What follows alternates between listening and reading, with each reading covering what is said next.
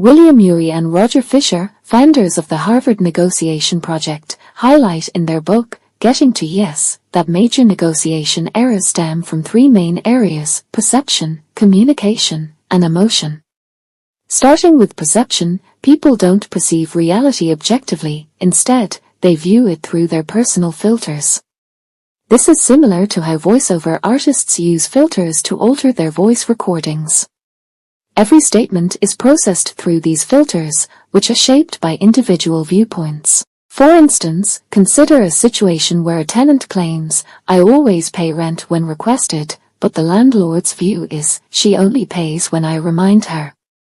The tenant might feel that the rent is too high, while the landlord might argue, "The rent hasn't been raised in a long time." Similarly, the tenant may describe the landlord as cold and distant, whereas the landlord might see herself as thoughtful and respectful of the tenant's privacy. To tackle issues with perception, consider these 5 strategies. Firstly, avoid letting your fears shape your assumptions. Often, people project their own anxieties onto the other party's intentions.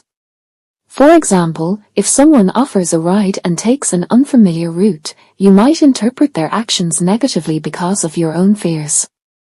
This kind of misinterpretation can lead to unnecessary misunderstandings. Secondly, openly share and discuss your perceptions with each other.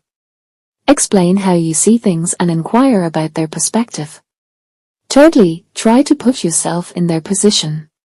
Understanding someone else's viewpoint involves more than just observation, it requires genuine empathy. It's not sufficient to merely analyze their behavior, you need to feel what it's like to be in their situation.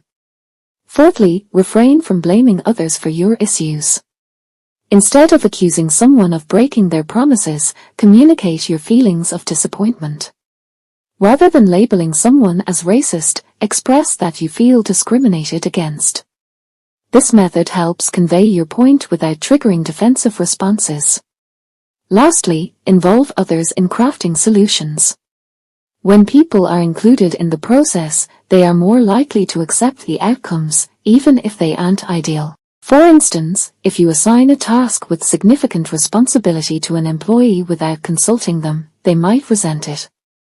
Agreement is more readily achieved if both parties feel a sense of ownership over the solution. Next, let's address communication. Expect that the other party will frequently interpret your words differently than you intended. This happens because people often listen to react rather than to comprehend. Even if you agree with this idea, you might still fall into the same trap of preparing your response while the other person is speaking, rather than fully understanding their message. This can be a significant problem. To communicate more effectively, focus on listening to understand rather than to reply. Once you have grasped their message, restate it in your own words to confirm your understanding. For instance, you might say, "Did I get it right that you're saying this?" This method has 2 key advantages. It ensures the other person feels acknowledged and helps you verify that you truly understand their perspective. Remember, understanding someone's viewpoint doesn't necessarily mean you agree with it. It's important to make them feel heard, because if they don't feel understood, they might concentrate on trying to get you to understand them instead of listening to your responses. Additionally, people often raise their voices, thinking that speaking louder will aid comprehension. To mitigate this, restate their points and ask them to summarize your points in return. For example, you could ask, "Could you summarize what I just said to make sure I explained it clearly?" This approach focuses on effective communication without challenging or criticizing their understanding.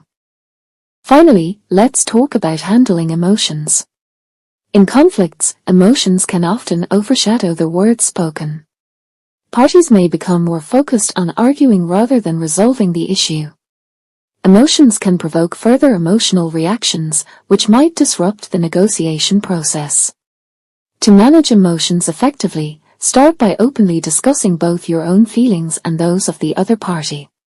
For instance, you could say, "Our side feels mistreated and upset. We're worried that any agreement we reach might not be honored."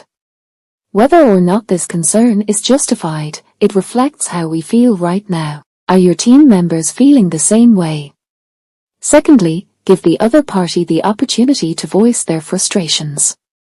People often need to express their feelings to feel heard and relieved. Imagine returning home frustrated after a tough day and wanting to talk about it, only for your partner to dismiss your concerns and suggest going out for dinner instead. You would likely feel even more upset. When emotions are high, let the other party fully share their grievances while you listen carefully.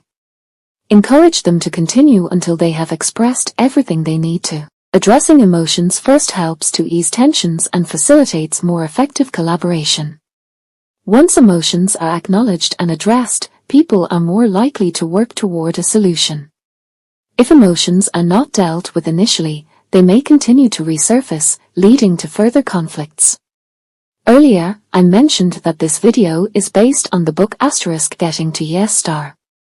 For a deeper dive into improving your negotiation skills, consider reading the book. Thank you for watching, and I hope this summary has been helpful.